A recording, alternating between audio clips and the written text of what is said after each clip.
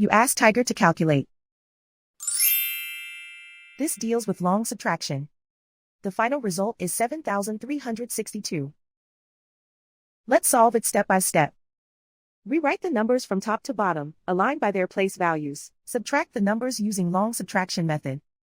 Because the upper digit, 0, in the ones column is too small to get a positive difference, borrow 1 from the digit, 6, in the next number place which becomes 5, and get 10. 10 minus 8 equals 2. Because the upper digit, 5, in the tens column is too small to get a positive difference, borrow 1 from the digit, 1, in the next number place which becomes 0, and get 15. 15 minus 9 equals 6. Because the upper digit, 0, in the hundreds column is too small to get a positive difference, borrow 1 from the digit, 4, in the next number place which becomes 3, and get 10. 10 minus 7 equals 3.